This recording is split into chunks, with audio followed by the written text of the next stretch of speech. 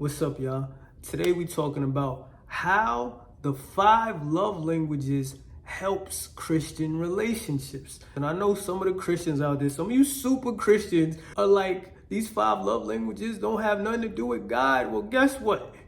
I'm gonna help you see how it does. I'm gonna help you see how Gary Chapman, which is a Christian, he is a Christian, and I think he's a psychologist, right? He definitely shows how the 5 love languages came from Jesus, right? And I don't mean specifically came from Jesus, but what I'm saying is the idea came from loving like Jesus. You understand what I'm saying? So the 5 love languages are what? Quality time, words of affirmation, acts of service, gifts, and physical touch, right? So look at those 5 love languages. We know that the 5 love languages are to learn what someone else needs, right? Because we're all made different, and we know we're all made different. God blessed us all with different gifts. So that means we all have something different, but guess what? We all feel loved differently. Now I say feel loved because I believe love is a general thing from God, right? It's sacrificing yourself, it's doing for others, it's dying to yourself, it's putting others above you, it's going before God to love others. You understand what I'm saying? Our goal as Christian is to love, right? So God teaches us how to love, but then we got to figure out how to love that specific person. And I always tell people, you can't love your mother like your brother, or your girlfriend like your auntie, or your father, or anyone else, right? You can't love your daughter and your wife the same exact way. You can't love your son and your brother the same exact way. Why is that? That's because everybody needs love different. But why do they need love different? Because we were created, for one, we were created different, and we were all conditioned differently. So we receive love and we want love totally different than everyone else. And isn't that crazy how God did that? It's kind of like God did that on purpose so that we can go to him and so that he can get the glory. Because if everybody needed love the same way, then we wouldn't have to work at it. We wouldn't be able to die in love. Jesus' love, God's love wouldn't be able to be seen like that because everybody get it the same way. Now, let me help y'all see how the 5 love languages is a blessing. And then I'm going to go into a story of how God helped me see this. Now, if you look at Jesus, right, you look in the stories, you look in the Gospels, and Jesus healed all these people. But if you pay close attention, you will see how Jesus asked them all something different. So Jesus healed the blind man, healed the deaf man, healed the person with leprosy, right? He did all of these things for people. But he asked them all different questions. What do you need from me? What is it that you want? What is it that you need me to do? He asked different questions like that. When you pay close attention and think about it, every person that he healed, he needed to heal them in a different way. And they all needed something different, right? One person was blind. One person was deaf. Another person had leprosy. All these different things. So they came to him with different needs, right? Kind of like the 5 love languages, right? And he asked them what they needed. Now, when you look in the 5 love languages, you have to figure out how to love someone else, right? And doesn't God teach us that same exact thing? And doesn't Jesus do that same exact thing? So it's very connected to our Lord and Savior, Jesus Christ, right? So maybe a psychologist came up with these ideas, but at the same time, we all need love differently. And a lot of people are definitely connected to one of these 5 love languages the most, right? I think we all need all of them, but every person has one that they need the most, or 2 that they may need the most. And how are you going to figure that out? You figure it out through Jesus. You figure it out through loving people, by asking questions, by learning them, right? Because if you don't, this is why we butt heads. This is why we have these issues, because we're trying to love people the way that we want to feel loved, not knowing and understanding that they need love differently. And a lot of times we're not even aware of it, right? This is why we have all these issues. We're not even aware that we need love this way, or that the other person needs love this way. We just get mad and get sad and get angry and get stressed and depressed because we don't know ourselves. and we don't know how to learn someone else. So let me tell y'all about how God allowed me to see this, right? So some years back, like 10 years ago, I was in a relationship, right? And in this relationship, we would always butt heads, right? Because of communication. Like, I'm a communicator, as y'all can see, but the person that I was with is not a communicator like that. So we would always butt heads because I'm speaking this way, speaking that way, but she don't want to talk, or this hurts her and all of this other stuff. And then other things would bother her that I didn't even know. Like, I wasn't affectionate. My family's not affectionate, so I didn't grow up affectionate like that. And she wanted affection. She wanted to hold hands. And I would be like, nah, I'm not holding no hand. Like, what I look like?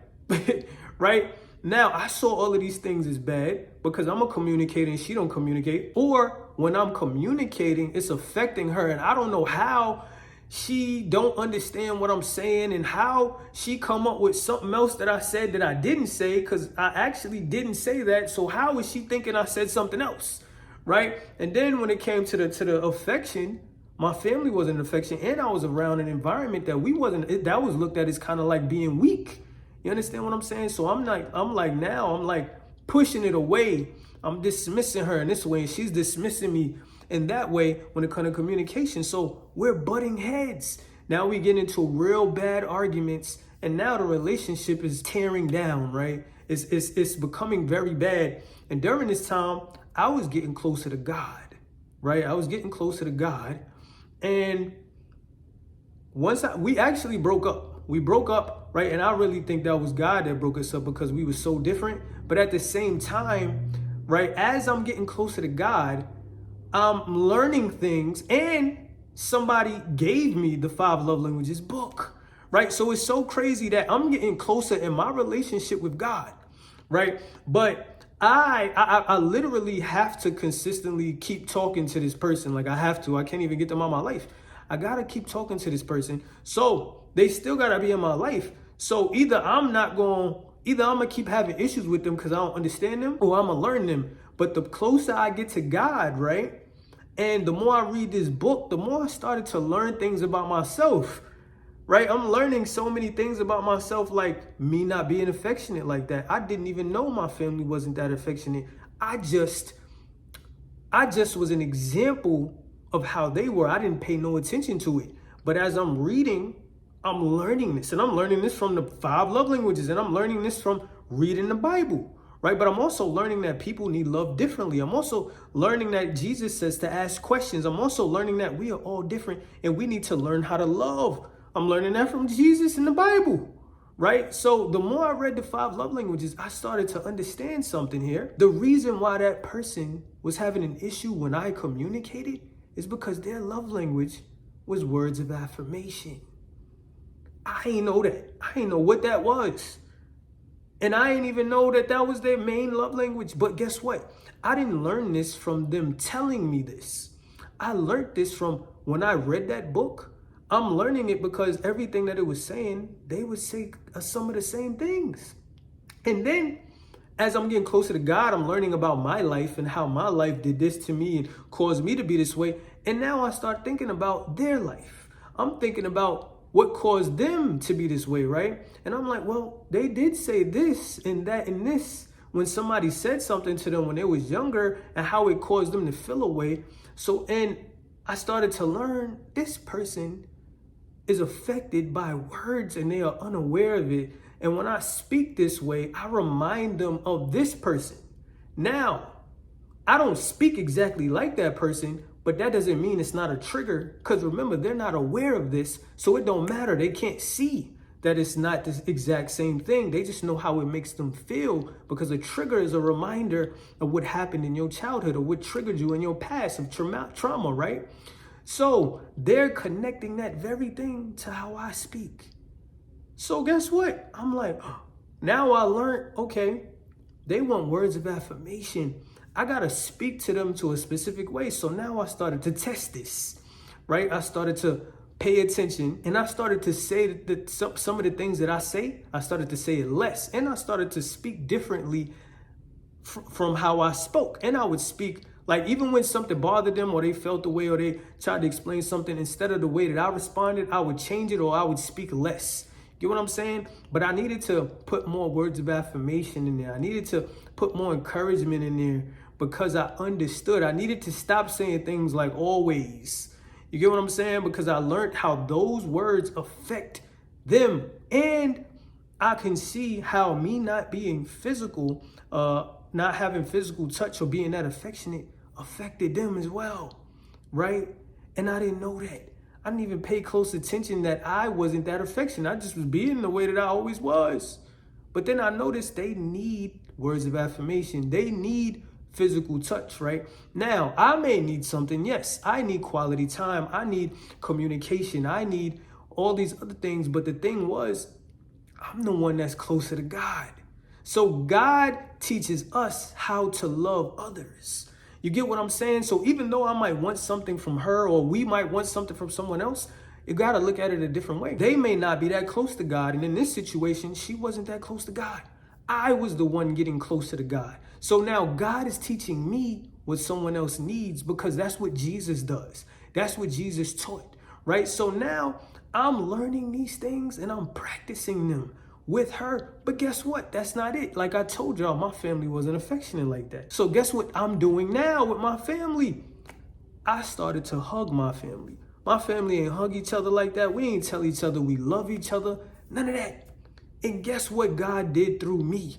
From reading that book, right? Of course it's telling me I need to love, but that book was telling me what I need to do specifically, right? And showing me what my family may not be having.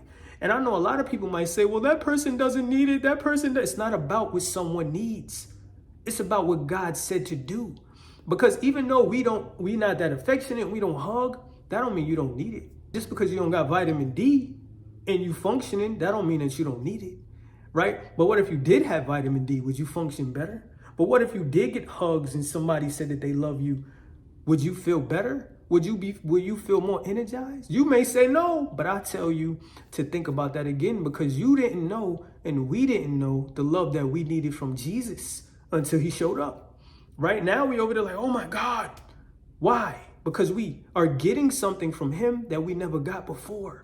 So this is why the 5 love languages is so important. This is why, and this is how the 5 love languages helps Christian relationships because we was called to love. This is a whole book about love language, to love others, to figure out how they need love and to give it. I don't know why Christians would ever run from this, like Jesus would ever tell you to go against it. It has all to do with love. He would ask you, why are you running from this book? Because it's teaching you how to do what he is doing. Why are we going to run from it? Why not learn specific things that someone else may need that's going to make them feel loved? Jesus told us to love those who are sick. Jesus told us to love the poor. You think about, it's not just talking about poor people. It's talking about poor in spirit, poor people who don't have the love, people who don't have the care, don't have the things that we have through Jesus. He wants us to give it to them. And a lot of times it's those people who hurt us. A lot of times it's those people that's in our family. A lot of times we can't see it. The book, The 5 Love Languages, is a blessing.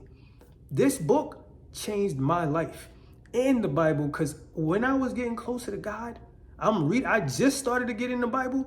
I'm reading this book at the same time. What's the coincidence? There's not. God led me to this book because I didn't even know about the book. Somebody gave it to me out the blue. They just told me and then gave me the book just like that. That had to be God. You understand what I'm saying? Now, when I'm around these people, guess what? I'm remembering what affects them. I'm remembering what they need. How? Because this book helped me. The Bible helped me, yes. God helped me, yes. Jesus helped me, yes. But the book that God led to me is helping me how to do it specifically. It's helping me to identify what affects that person and helping me to see what I should do for them and what I shouldn't do so that it doesn't hurt them because I am now aware. God put us in the light so that we can see things even when others can't see. So if I can see that the words that I say is hurting them, even if it's not meant to, then I know that I can switch and say something totally different but still in truth and in love, because that person won't receive that well. My brother might receive it. I could just go over there and say this like this to my brother, but to her, I can't say it like that. To this dude over here, I can't say it like that, because their life was different. They are different. They receive differently. And once I learn that, then guess what they get to see through me? They get to see Jesus through me, because that's what Jesus did to them, to others, and to us.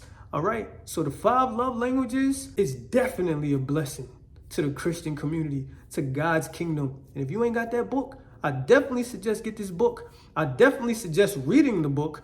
Don't just take the quiz. You got to read the book. I read the book 3 times. You need to read the book so that you can truly learn what it says. Don't just take that quiz and read them paragraphs, because people be thinking that they know what it is. Nuh-uh. Read the book. It explains a lot, and it helps you see others so that we can love others better. All right? I love y'all, man. That's why I made this video. I hope this helps people, because I kept this in my notes for like a year, almost a year, and I never did it. And I just been led to do it today. So I hope this video bless y'all. I hope y'all get the 5 love languages by Gary Chapman. And if you are single, get the singles edition, not the married one. The married one doesn't have an edition on it. It's like purplish. But the singles edition says singles edition. So if you single, get the singles edition, all right? If you married, get the first one, which is like purplish. All right, I'm gonna get it, y'all, when I get it, y'all.